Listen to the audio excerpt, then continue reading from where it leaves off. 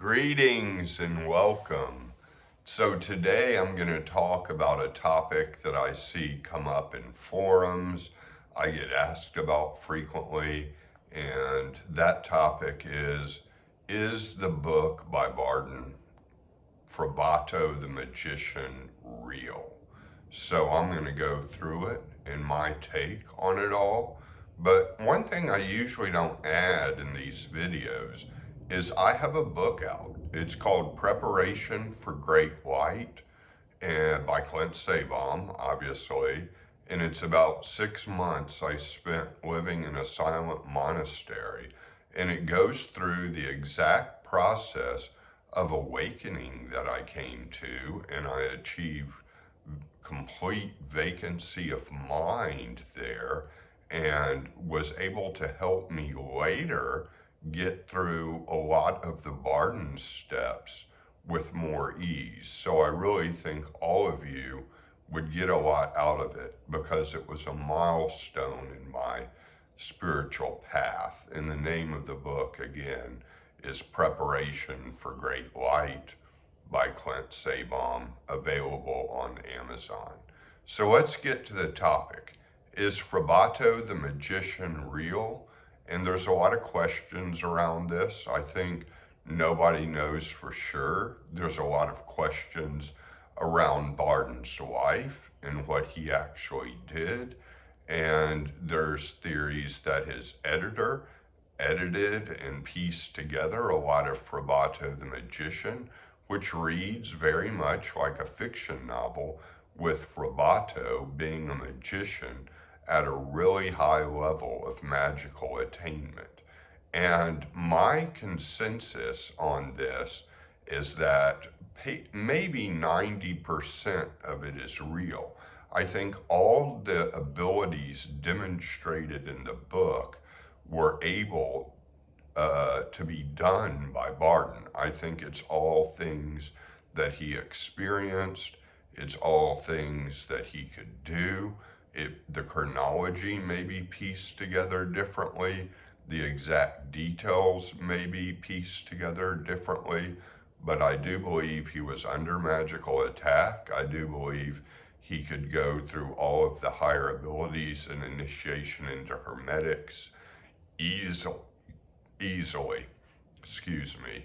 And so I think basically it's an inspiration to Barton's students to read this book, because what starts out as power, and I mean most people are attracted to magic for the power at first. Sometimes it becomes more spiritual fulfillment as the journey goes on.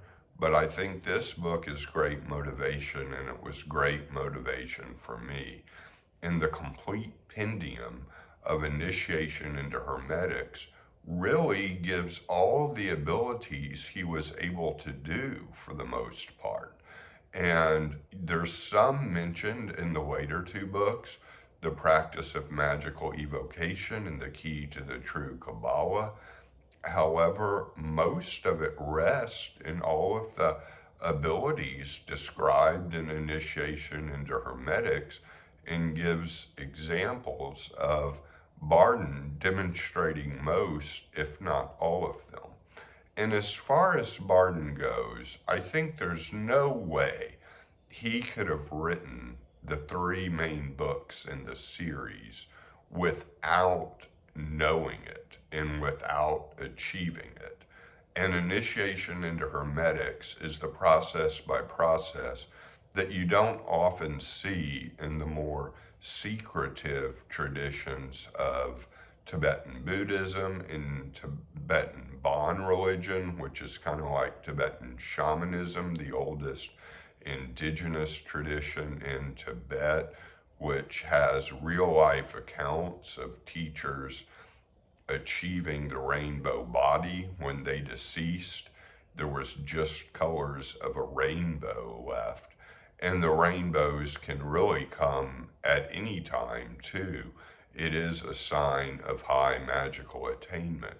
And I do believe there are Taoist and Tibetan Buddhist and even Bon religion hermits living in the Himalayas that started out as a monastery, became high-ranking adepts, and then went to live as a hermit and can levitate. And levitation, obviously, is something that people get into this work for because it seems to be the most appealing, but I do believe they are able to do that.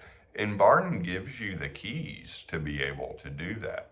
Sure, the book is very concise. In a sense, it is minimalistic. In a sense, its theory section is very Western and has a lot of differences to the Eastern traditions, but it also has a lot of correlates and correspondences that match up neatly with it.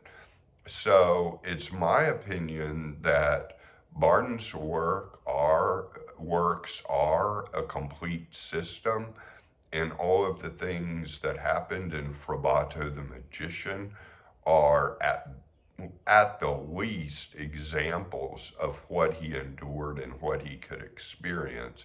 At the most, it is pretty much a true account of his life, perhaps pieced together by his editor and maybe even his inner circle that knew him quite well. And as some of you know, his inner circle is still going on in the Czech Republic, but there seems to be a vow of complete silence within them. So it's still going on, and I don't think that would still be going on if Barton hadn't demonstrated to, people before or people still in the inner circle, all of his capacities. So that's all there. The important takeaway I feel from Frabato the Magician is basically the motivation it can give to working Barton's other steps. And so I would encourage you all to read it, especially if you're kind of stuck without as much motivation to complete the steps of the 3 books. And so that's my take on it all. And again, my book is called Preparation for Great Light. It's available on Amazon, and I think you all would get a lot out of it. So many blessings to all of you, and keep going on this path, even if you can only just do a little bit every day.